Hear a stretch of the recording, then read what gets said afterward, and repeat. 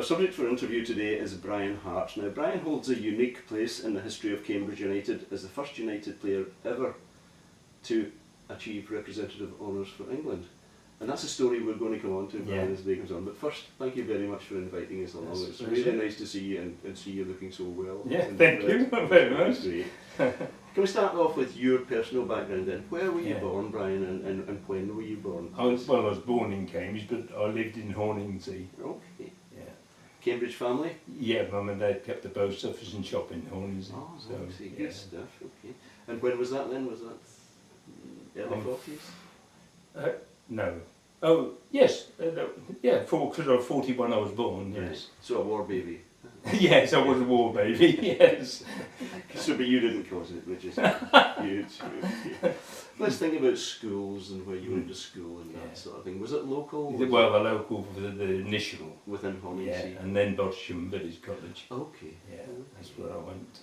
And had you always an interest in football? Oh, was it something that mad. Yeah. Well, Dad was too. Okay. Yeah. Okay. But So he you never played on his level. But, yes. So when can you remember watching football when you were young? Did you come to Cambridge? Did you watch it locally in Horningsea that way? Did you? Well, mainly up at the United. That was Eastern Counties League days. Yeah. Those days, wasn't it? And So tell us what you remember about that sort of time, because it's fascinating to us who didn't see that particular time. Was it a club that was a friendly club? Was it a club that was growing? Was it a club that was worth watching? Certainly growing. Yeah. Yes. But the big rivalry, of course, was the local one. It was indeed, and when they turned professional, I can very well remember that. Yeah. Yeah. There's some enormous games against City, weren't there? Yes. Yeah. But which was the of the two teams? Which was the better team at the time? Would you say? It was Well, I would thought at the time probably Cambridge City seemed to put it over on United. Yeah. Yeah. Yeah. I remember John Bowen was the prominent centre half. If you've ever heard of his name, worked for Regents, married I think Regent's daughter. So he was safe and sound. He had the job. Yeah. Yeah, I can imagine. Yes, and yes, there's some good players in those days. Yeah, because the sponsorship was essentially from Regents into Cambridge City. Yeah, Well, I think it they had was. the money, didn't they? Yes. As opposed to United. Which That's right. Yeah, Mr. Proctor was chairman in my days coming there. That's old Mr. Proctor. Well, yes, from the shop Yes. up Newmarket Road at the time. And yeah. But there was a big division then between north and south of the river, wasn't there? I think so. Yeah. Yes. We hear those stories. We hear that there were certain people from south of the river just wouldn't go to City. No. They couldn't possibly. No, they wouldn't. And yet City's got a wonderful ground. I know we mustn't be talking like this, No, but we're that's talking fine. about United. No, that's good. But they've got the ground already made for Football League, really. And, yeah. Indeed. And of course we want the whole story as we can get it, because it's just before my time, and Yes. so we want the stories as they go. Yeah. So did you ever visit City, or did Oh you? yes, I used to go up for some of the games. Yes. But essentially, your dad would have taken you to your earliest games. Yes, Is he that the way did. it was? Yeah. As with most of us. And he was a staunch United man. Was. Yeah. Good for him. Okay. So you went to Bosham. Yes. You were at college there. Yeah. And presumably playing football of a weekend and any other chance you got. Oh yes, at Bosham, yes, because I got into the county side. Yeah. How did that happen then? Were you scouted into the county side? Did you Yeah, come and watch? I'm just trying to think with that one. I think we had trials. No, sorry, we had trials for the English School Shield. That was the first time, and we did very well in that. And we finished up playing Liverpool up at City Ground. And we did get hammered there with that one. Yeah, that was a big run. And then there seemed, like all these things, they seem to go in years. These better teams, don't they? It's funny how a crop come through. They do, something. Yeah, and then we had the the Cambridgeshire County youths, and they went right the way through, as I said earlier, to the semi-finals. So at this time you would be what sort of age? Early 16. 16. Yeah. Right. Terry Venables marked me that day, so that's roughly what it'd be. Yeah. And look where he went. Yes. Yeah. Who's ever heard of him now? No. No, bless him. Yeah. Fantastic. You know, played at Stamford Bridge, that was. Oh yeah. Yeah. What was Stamford Bridge like at that time? Not a blade of grass on the pitch, because it was back end of the season, you see. Yes. Yes. And yeah, it's like a lot of football grounds now, isn't it? It is, but now of course they would change the pitch, wouldn't they? In a week. Yeah, they do now, don't they? Yeah, we've spoken to Rodney Slack, who said the goalkeeper. Yeah, Rodney, I know him well. Yeah, great bloke. Yeah, he's lovely. And he still lives right opposite the ground, isn't he? Yeah. And he said to us, I didn't see a blade of grass from November through until about March. No. Played in the mud, and that was it. Yeah. Okay, so let's take your let's develop your football career itself. You obviously came to the attention of United, possibly Bert Johnson, possibly one of his understudies. Don't know. How did that happen, and how did you feel about it? How did you hear about this? Well, I'd approach. Somebody had said that I wanted to be a professional footballer, and I had an invitation to start with the A side, which you do, and then Bert Johnson asked me if I'd like to be a ground staff lad. You know, to just do little bits around the ground to get a wage and progress, and that Bert Johnson at the time was very forward thinking, because there's several players like a Reg Talby, Vic Phillips, Keith Payne was a very advanced player, only a young lad, 16. There was talk of him going to Spurs even. Indeed. Yeah. Indeed. I take it your dad was quite pleased that this for an idea. Thrilled to bits. Yeah. That would be good. Yeah, so... so you moved on to the ground staff. Yeah. And I guess that would involve any duties that came up. Well, I had to roll the pitch, but I had to start the tractor up. Yeah. Some of these tractors had the right kick, like a mule. Was that a You've got to keep your thumb, crank. Yeah. There was an old one, and I used to roll the pitch with the big roller. Yeah. In those days, none of this what happens now. Which is funny, because when we spoke to Ian Darler, who's the groundsman, of course, and he said when he moved in, probably early 70s, he said the pitch was solid. Yeah. So I think you rolled it. Thanks to me. Fantastic. Yes. Okay, so you were on the ground staff, but obviously you were having a chance to mix with the pros in the club. 2, you were getting into the atmosphere, and I guess you were still playing when you could as well. Oh, I always played. Yes, I was in the A side there. You see. Yeah. Neville Rose ran the A side in those days, and I think we got promoted a couple of times in there. And then I got a regular place in the Peterborough League. So you obviously had a good team. As you said, teams go in cycles. Yes. So you obviously had a pretty good team around you at that time. Yeah, some good lads, Johnny Strawn, very good youngsters, you know. Okay, which position were you playing at? Inside forward, either one. Didn't matter really. So smarter than a centre forward and less tricky than a winger. Yes, you got it. Okay, fantastic. Yeah. Okay, so you obviously reached the attention of the England youth selectors. Yes. So how did that come about, and how did you find out about this? Well, it came about that their selectors were watching the county games. Right. As I said, we did very well in that. And I did ask the chappie who'd been watching the games and watching me in particular, and he told me the games that he'd been to, and I happened to very fortunately played very well. I can remember my son says I can't remember things from years back always, but sorry, I can remember things from years back, but I can't remember the present. Yeah, I understand. Yes, and so that's one of the selectors. Then we had a trial at Corby, and then they picked the players for certain matches.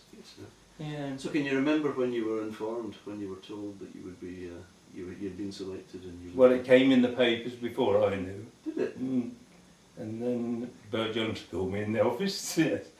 And it's amazing. Yeah. How did the newspapers get to know it? No, You did? that was And then Bert Johnson called me in and said you were selected, but they'd incidentally they put in the paper and Jack Bentley, Bert Johnson was really riled about that. I can remember it. He said, incidentally, he said, got a cap for England, a non-league club. He said. Because we've got to remember that this was recognition for the club as well as yourself, wasn't it? Because you were the very first person from the club to be selected. Yeah. So that must, I mean, within the club it must have been a big thing. Yes. It must have been very well thought of. Yes. Yeah. So tell us a little bit about Bert Johnson. What do you remember? Well, he evolved all this, bringing these young lads through, I think. You know. Yeah, he's renowned for that. It's something that he's remembered for. Is his commitment to younger players, and he had been a good player in his own way. Yes, he was played at Wembley in the FA Cup final, didn't he? Good player. Lovely man. He never shouted, or he was a lay, I think a lay preacher or something. Okay. Yeah, but he never shouted or anything. You know, his calm voice. Even when I crashed his car against the dressing room door. Now you've got to tell us that story. Well, I'll tell you the story. That was just the dressing room's been built on the corner by the Corona stand. Yeah. And we were moving some of Bert's stuff out of where the clubhouse is. Yeah. And Bert said, "Have a drive, Brian." Well, I'd never been in a car before. And so I went up there in front of the Corona stand, smack into the corner of the dressing room. And you know, I thought, oh my goodness me. And what he said to me, I can hear these words today, "Doesn't matter, I can soon get it repaired," he said. If that had been my dad, I would have got it repaired. Yeah, such a lovely man. We didn't know that story. No, you wouldn't have known. He played for Charlton as well, didn't he? He did, yeah. That's how a lot of the United Eastern Counties League players, and Southern, I presume, like Campbell, Frank Locke, and what's it, Vince Donnelly, they were all Charlton players, I think, weren't they? Yeah, we had Vince's son up at the Abbey about 3-4 months ago. Did you? Yes. Again, great family. Yeah. United through and through. Yeah. Has he passed away, Vince? I think so. Yeah. Sadly. Yeah. Okay, so let's move on. You were selected for the England youth team. Yes. And you made your debut. Yes. Against Northern Ireland. Yes. Not a great night result-wise, but it must have been a fantastic feeling. It's a great result. Yes. Fill on the jersey, wasn't it? Yes. It was the 9th of May 1959. Was it? The day that. Yeah. Yeah, indeed. Yeah. I believe you managed to score within 10 minutes. I did 5 minutes, I think. Was it? Yeah, Can you remember the goal? I've got the photograph upstairs now. I think we'd like to scan it. Would you? Yeah. Okay, so you scored. Can you remember that moment, or was it just a... Well, I can remember the ball coming across, and somehow I rose like a swan to go to that ball. But no, and it just went in the corner. Yeah. And of course, from then on, I improved quite a bit during the game because it's confidence, isn't it? Yes. Yeah. Well, you must have been on cloud 9. When they played the national anthem, oh my goodness. Yeah. And of course, the reports say that you made 2 of the other 5 goals as well. Yeah. So scored 1, contributed to 2. Yes. Can't do a lot better than that. In your first game. Yeah. Pretty good. Yes. Was there a big crowd there as well? Several thousand. Yes. It wasn't really big. I was just under 10,000, I should think. Oh, good. But by the standards of the games you had played previously, it must have felt like Wembley in full. Yeah. It's tremendous. Yeah. So fantastic. Yeah. Right, let's take you back to playing for United then, because you didn't play a lot against United. Because obviously you had been spotted or United before that as one who was for the future. Yeah. So do you remember playing for United, being chosen to play for United? Well, the first team only once, as I said, and that was the East Anglian Cup. Yeah, but all the rest were third team, and then I the second year I was there, that was the Peterborough League, and I got a regular place more or less in that side, which was the second team. Okay. Can you remember any of the players who would have been around the first team at that sort of time? Well, Wolf Mannion was here, No, and I trained with Wolf many a day. That's got to be. There's got to be a story there. Cool. We've told that Wolf was surprisingly quiet. Very quiet, Yeah. very unassuming. Yeah. Yeah. For a man who had done so much, Yeah. been so much in the game. Yeah. Yeah. He lived up Quainton Close. That was a clubhouse, and I don't know whether you know that. I do. Yeah. Pretty close. Yeah. We But had- on the front there, just before Quainton Close, there's one of those houses. Okay. We had the rumour that he would always quietly nip into the supporters club before a game and have a. Just Did he? I didn't know that one. He was such a quiet bloke. Yes, he was lovely. Not a big Tom Charlie or anything. No. But other players who've played with him, alongside him, trained with him, and everything else, said they learned so much from just watching the composure Oh of my him. God, was composure. Yeah. Yes. Is that if you had to choose a word, would composure be the one that you Composure. Yeah. Yes, he just drifted around the park. Uh-huh. Yes, I think they had him and Ron Murchison at the time. They got a penalty, and Wolfie touched it just a yard or so and let Ron smash it into the net. I mean, who'd do that trick in the game? It wouldn't happen, would it? It wouldn't happen. Yeah. And some of the other players you were around, I mean, Brian Moore. Yeah, Brian, Do you yes. remember He was Brian? there. Yes, he used to train Wolfie. Uh-huh. Yeah, he was all up the ground, Brian. Yeah. He was a goal scorer, wasn't he? Oh, yes. And of course he hadn't got two pairs of eyes, had he? Got one was defunct, wasn't it? Right. Yeah.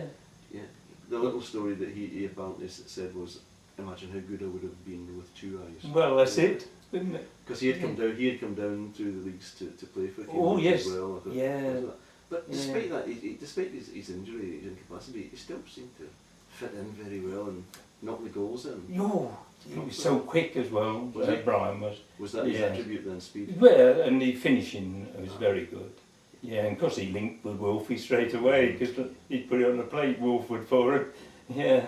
Now, would you say there's, I mean, you played in forward lines obviously all your life, but would you say there's an instinct to playing as a forward, whereas as a defender you seem to have to be more regimented, maybe? More Well, yes, that certainly is, yeah. Because certainly the forwards that we've spoken to seem to have a little spark about them. Yes. Mine was running off the ball. Yeah. Yeah. Yeah. Which they reckon is, very good, and you've got people who got to come from the back through. Yeah. And that's where I got a lot of my goals all through the Southern League, and Because that's what I was going to ask you. What would you say was your attribute, your skill? Well, that was it really. That and off the you were ball reasonably fast. Yeah, no, not fast, no, no, but neat and tidy. Yeah. That's what I said, isn't it? A winger's got to be fast. A centre Yeah. forward's got to have to be aggressive. Yeah. You had to link and be the smart one Yes. in the middle.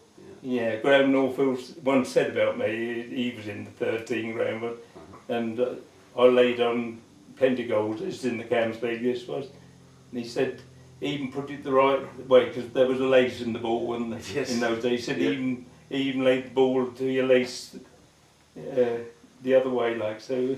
That's what we tend to forget, watching modern day football, is that the actual equipment you were using was totally different. The boots were heavy. Hard-toed boots. Right. Yeah. A big leather ball. Yes, it was. When they got wet, that was heavy. Uh-huh. Yeah.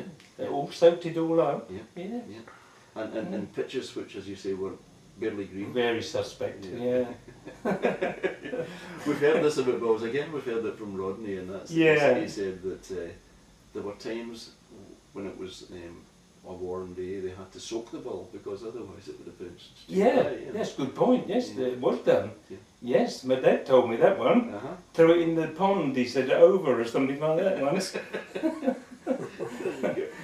Right, moving on. Because you obviously do you remember? I mean, the ground itself up at United has changed immeasurably. I don't know if you've been there in recent years, but the dressing rooms were in the corner, I think, weren't they? In the middle. Were they? They were in the middle at that time. Yeah. Before they moved across to. I thought about that. Yeah. I thought I said to somebody, one of you, about that. You know, I didn't know what to say, but that was one of the things to go on to say. Yeah. Because that little dressing room, and if it was a messy day, you'd have 22 players, 2 linesmen and a referee having a bath in something, well, from here to the window, and that was the bath. And if you didn't get in quick, it was like pea soup. So there's no showers or nothing. No. Not in those days. No. Okay, so at that time the Haben stand wouldn't have been as it was later. No. That was just terracing. Yes. They used to have a lot of volunteers come there to lay sleepers, railway sleepers. Yes. Mm. So it was railway sleepers there. Yes. Which is fine. Yeah. But the south stand, the allotment, what's the south stand? No. The allotments end. Yeah, that wasn't that. It was just an embankment. Wasn't Embankment, I think. Yes. it? Yeah. Mm. Okay. Still with the allotments, obviously. Yes, cool. They were there then. Yes, that's where the fog used to roll over sometimes. Yeah. Okay, thinking about the Newmarket Road end then, and I don't know if it was in your time or before that. There was a big house just at the entrance. Was that before? Was that gone by your time? Was it the Corona end, the Corona factory at that end? But the Corona factory was at the back of that. Yeah. The stand that was called the Corona end, wasn't it? Yes, it was, and still known that by many people. Well, United always liked to kick that way, didn't they? Yeah, well, seemed to raise the game. It's they still do today. Second Do half always kick. Do they? Yeah, yeah. It's a tradition. Yeah. And it works. Yeah. On your own career, then you had trials with various teams. Yeah. Can you remember West Brom? I think was one. Yes, I did. That was in the days of Bobby Moore. We played them at United, the West Ham youth side. Okay. Yeah. And of course it would be Bobby Moore and young players. Well, the young, quite a few. I don't think Hursty. Hursty was in the England youth squad that I was in. Yeah, lots of the well-known players at that era, they were in that game. Yeah. And so you had trials with West Ham. I believe you also had trials with Leicester City. Yeah, blimey! How did you? We know things. We know things. Yes. It was West Bromwich Albion, and then it was West Bromwich Albion, yes. wasn't it? Well, a scout from local approached, well, my dad to start with, about me going there. That was just after the England game. Yeah. Yeah. So West Brom seemed to have built up quite a good relationship with Cambridge United over the years, because several players have moved on. And I guess you were one of the earlier ones. Yes. You signed for West Bromwich Albion in August 1959. Yeah. Now at that time you were only 18 years old. Yes. That seems remarkably young by today's standards, doesn't it? To be moving, I guess you had to move to Birmingham. Oh, I did. And I was completely lost because I'm a country Hornsey boy. Absolutely. Yeah, suddenly you're in Birmingham, you're with a big club. It must have been quite imposing. It must have been difficult. Yes. Just a young boy. Yeah. So did they make you feel welcome? Did you go into digs? Were you in with others? Yeah, I was in with my wife. That's when I met my wife. Okay. Yeah. Okay. She was the landlady's daughter. Ah. Yeah.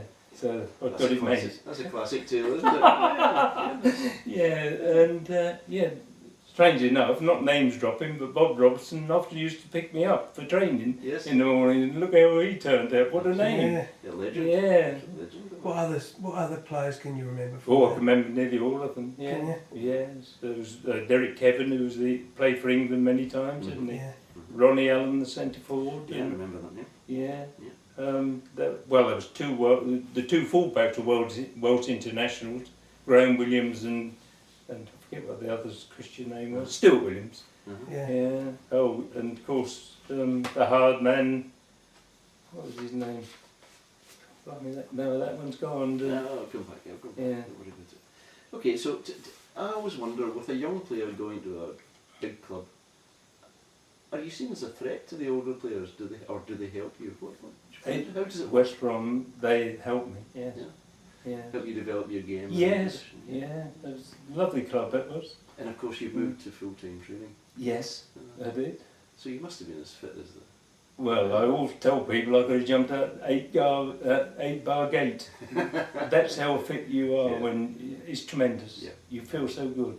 Yeah. Yes. Another manager we've got at United today says to the players, you should enjoy your time as a player because you're being paid to keep fit. Yes. Yeah, so And that's another. It's a short career. Yeah, Enjoy it is. Yeah, I finished at 34, so and that's yeah. So you stayed with West Brom for a good few years, but presumably it was difficult to break into the. Yeah, only 2 years. They gave me a 2-year contract. You see, I did go on trial there, and they gave me a 2-year contract. Yes, there was. I've got the photograph upstairs, and I think there was about 60 pros. You see. Yeah. 60. Yeah. That's unknown. I mean, that wouldn't happen in the biggest clubs today. That No. wouldn't happen. Yeah, you see, and you've got a job. There's nearly 5 teams there, isn't there? Yes.